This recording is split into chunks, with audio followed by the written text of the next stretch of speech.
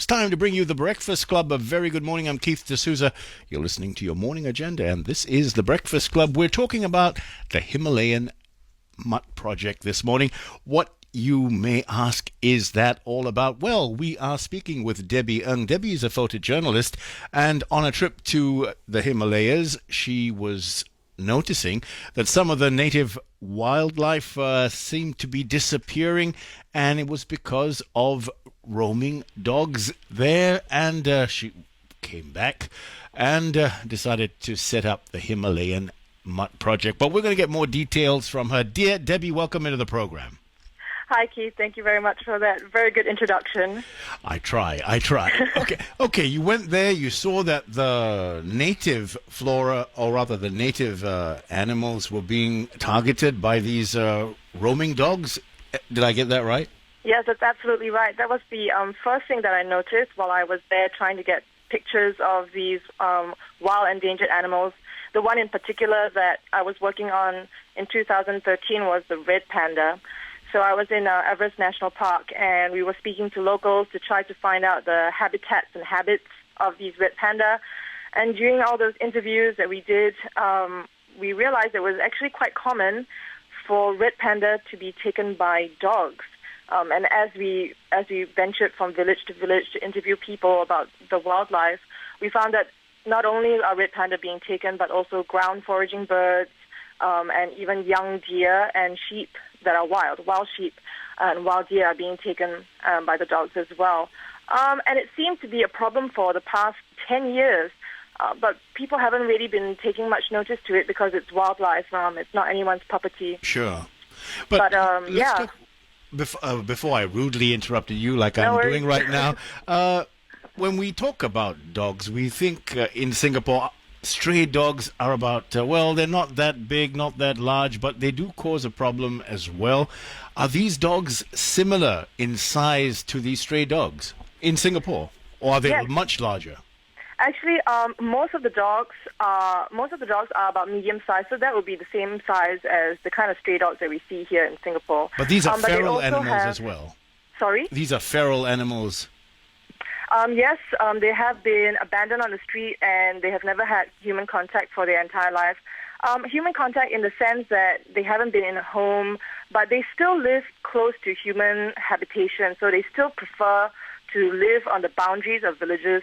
So even though people may chase them away, they will always come back to live near to human habitats. And that's because they're domestic animals, so they just prefer living close to human habitation. And this is one of the risks that they have because these dogs live on the border between the wild areas and the village, so they could potentially come into contact with wild animals that in Nepal carry wildlife rabies. So we have foxes, jackals, and mongoose that are foraging in the forest, and if they come into contact with these dogs, if they just get into a little squabble or a fight over food, they could transmit this rabies virus. And then when these dogs come back into the villages to forage for scraps that the villagers throw out, this is the potential contact that they have with humans, and that's when they could transfer rabies over. So this is another problem that is happening in Nepal, apart from just the dogs being there and attacking wildlife and attacking livestock as well. They could potentially be a vector for disease. And in Singapore, we're very lucky to not have rabies. We're rabies-free, actually. Yeah, since the 50s, but before that, we had rabies as well, and it was because of things like licensing, dog population control that we managed to contain this problem. And we're very lucky to be an island, so, we have this natural border to control new dogs that are coming in.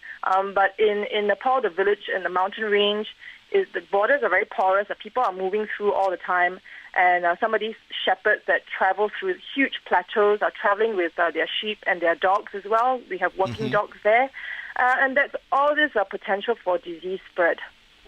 Right. So 10 years these dogs have been out there.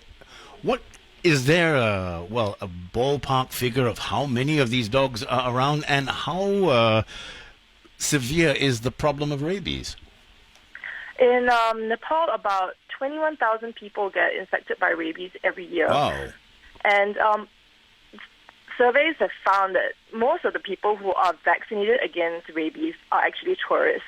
Okay. So, Yeah, the locals, very few of them will actually go and get vaccinated against rabies. One, because it's very expensive, and two, because they are located very far away from medical amenities. And it has been found over many years of research that controlling the dog population and vaccinating dogs against rabies is actually one of the most effective ways and the cheapest ways to control rabies spread amongst humans. It's actually animal birth control and anti-rabies vaccination is actually a recommended strategy to control rabies by the World Health Organization. Right, now, rabies in a person, forgive my ignorance, what is it, a curable disease, or is it a very painful process? Oh, rabies, once you get bit by a dog, it could take about a month for symptoms to appear. So that is one of the problems why a lot of people actually die from rabies, is because upon getting bitten by a dog, they don't feel unwell, so they continue about their daily lives. By the time the symptoms appear is most definitely too late. Once symptoms appear, a person will die. The process of death by rabies for humans is extremely painful. A person is losing his mind. He feels like he wants to get out of his skin, very, very uncomfortable, and keeps moving between this world of craziness where he doesn't know where he is, and then he comes back into being lucid and remembers people's names. And this is very difficult for the families that are living with someone who is potentially dying from rabies, because they can't figure out whether the person is actually still conscious in the family or not, because one moment they are screaming hysterically, and next moment they're talking to people as if they're normal, and this happens for a few days, and then the person will definitely die. Debbie, you were talking about 21,000 people being infected with rabies in the Himalayas. Now, when we talk about the Himalayas and the area that you visited, is it extremely remote? Yes, yes and no. It's one of the places that are very popular amongst tourists. Many Singaporeans would have been to some of the areas that we are working in. So the Himalayas is a huge range that extends through the entire country length of Nepal. And we have decided to focus on one specific area called the Manang district, and it's a very popular district for tourists to visit. One of the reasons why we chose this place, even though I first got inspired to start this project when we were in Everest, was because recently a road was built into the village. So we can actually take a 4x4 for some part of the journey to get us into the villages.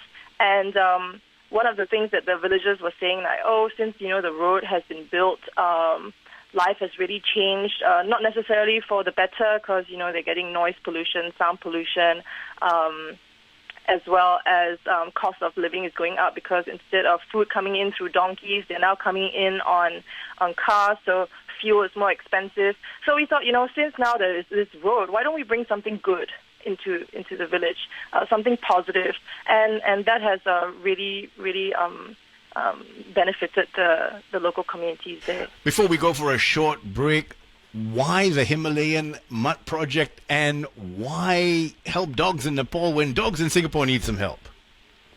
Well, one of the reasons is we're very fortunate, like you mentioned earlier, that we don't have rabies here. Mm-hmm. And also, we here are, again, fortunate to have access to medical facilities, and even for our dogs, veterinary facilities. In Nepal, people don't have that. And, the dogs, they are dying from a kind of rat poison called strychnine, which is a very cheap kind of poison used to cull the dogs. And this is just a very desperate measure that the locals have employed to kill the dogs. And the thing that I mentioned earlier is that it's a very popular tourist destination. Sure. And actually many Singaporeans do visit that area. So it is relevant to us as well that it is it is one of the global icons in the world. There is only one Himalaya. There is nowhere else you can go to find musk deer or snow leopards. They all exist in the Himalaya. And this year's SG50, we have a team going to climb the mountains in Nepal. This just shows how much of an icon this mountain range is. And the mountains are just rock and stone. But it's all this amazing life and the ecosystems that are keeping the mountains the way they are and the magic. So it's essential for all of us, to give what we can to support this project because we are in a country where we are free from the fear of rabies and from the fear of having to die from just interacting with a dog. We are speaking this morning with Debbie Ng. Debbie's a photojournalist. She is the lady behind the Himalayan Mutt project. We're going to find out some more about their efforts to vaccinate and sterilize the stray dogs in Nepal. So if you want to find out more, let me give you a website. You can learn more at pozi.be/mutts. pozi.be/mutts. We're going for a recap of the news headlines. We will come back, talk some more with Debbie Ng about the Himalayan Mutt project. 938 Live gets you talking. You're listening to The Breakfast Club on 938 Live. This is the Morning Agenda. I'm Keith D'Souza. We're speaking this morning with Debbie Ng. Debbie is a photojournalist, and she's the lady behind the Himalayan Mutt project. We're finding out right now how and why she got into it. Of course, you went there, you saw what was happening, the ravages that these dogs were creating or the ruckus that they were doing, and of course taking wildlife and livestock from the villages, and of course the rabies problem, 21,000 infected. Is it every year, Debbie, in this region? Yes, that's absolutely right. 21,000. Fatal disease, yeah. Sure, 21,000 people is a whole lot. Okay, you've come back. You started the Himalayan Mutt project. It's been about a year, Debbie. What's the success rate thus far? Oh, it's been very, very encouraging. For me, it was a surprise even for myself. When we went to count the number of dogs that needed to be vaccinated and sterilized in the district that we're working in January last year, it was about 250 dogs that needed neutering. And in the year before that, about 240 dogs were culled within the year. So that's just tens and tens of dogs being culled every month. And then when we visited last month in December, so over the holidays, our team went there to count the dogs. And when we spoke to villagers, we found out that only 10 dogs were culled in the past year. So we've had a lot of cooperation from the villagers.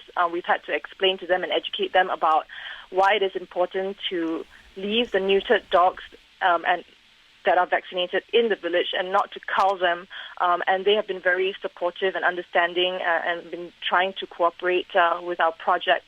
Unfortunately, some dogs did accidentally get culled, and that is one of the realities of the kind of poison that they're using, which is this rat poison, and they just mix it with food and leave it along the street for dogs to consume. Mm-hmm. So this kind of poisoning is very indiscriminate, so it's very hard to keep dogs from actually ingesting that kind of poison. And just like we spoke earlier and how painful rabies kills a person, death by this type of rat poison is extremely, extremely painful. In fact, it is so dramatic that a lot of movies like to use strychnine poisoning as the kind of, very dramatic death for protagonists in movies. So it's a long and protracted death, is that right?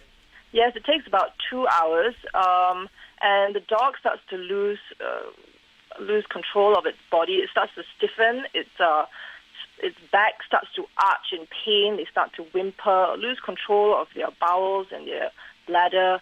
And they kick about on the ground like this for 2 hours. And it's very, very unpleasant, not just for the dog, but even, of course for the dog, but sure, for the villagers as well that have to be there to witness. And some might say, but they are the ones who poisoned it. but they do it out of desperation because they have no other alternative. And that's why the Himalayan Mutt project is so important, because we are bringing the alternative. We're giving them an alternative to not have to resort to this kind of violence, for the villagers and the children there to not have to witness this kind of violence in the village. And it's very important that we give them this kind of alternative so that they understand and know that now that they have this road, this is creating access to potentially a better life. And they've been working very hard in the Himalaya. The environment there is very extremely challenging. So what we are trying to do is really just allow, a choice of compassion to happen in the village now. Right. So the efforts, what do you guys do, and who's taking part of it? In it, were you able to mobilize veterinary services in this place? Yes, so what we actually did is we partnered with an existing NGO within Nepal that has a mobile veterinary clinic, and they are working in the lowlands, so basically anything between 700 meters, below 700 meters altitude. Oh. So the districts that we work in are up to 3,900 meters in altitude. So really right in the mountains. And so we worked with them, and basically what the Himalayan Mutt project does is we organize the logistics for the medical team within Nepal to get into the Himalaya, as well as do the outreach within the villages so that everyone is organized, that there is a place for us to go to, because you have to set up a venue, an outdoor field station. So we work with the community and we work with the NGO. And basically what we're doing is we're connecting the dots so that we can facilitate this process, because the skills already exist within Nepal to do this kind of surgery. And having the locals do the work as well is very important, so they understand that this effort is coming from within the country and that they have an ownership of the project. And this is very important for the longevity and sustainability of the project. Right, and sustaining the projects always needs money. What has the response been since you've been able to do this already, Debbie? How many dogs have been vaccinated, and how many doses of the rabies vaccine have you guys been able to transport over there? Last year, within 2 weeks, we neutered 153 dogs and vaccinate. So all the 153 dogs get vaccinated as well. And then on top of that, we vaccinated an additional 40 plus dogs. And some of the dogs we didn't neuter because either they were too old or they were too young. So it's very important that we go back to finish the job and get those unneutered dogs neutered as well, because dogs repopulate very fast. A female dog can have up to 6 to 8 puppies in a litter twice a year. So you can imagine how fast they can repopulate if we don't go back to fix those dogs. Debbie, in the minutes that we have left, actually very, very few, what can people do if they want to get on board the Himalayan Mutt project? The most direct thing that people can help us with right now is support our Possible fundraising campaign, which is on the website that you mentioned, pozi.be/mutt. Or they can go to our website, HimalayanMuttProject.org, and then you'll find the Donate Now button on the right side of the web page. We also have a Facebook page, and it's amazing how much can be done with just a few dollars. The rabies vaccination really only costs $2 US. So with $10, we can deliver 5 rabies vaccinations. $10 can help us buy collars so that the dogs can be spotted from a distance that they have been neutered and so that they are not accidentally culled. $21 can help us neuter a dog and vaccinate it as well. So it's amazing how much can translate into an effective project.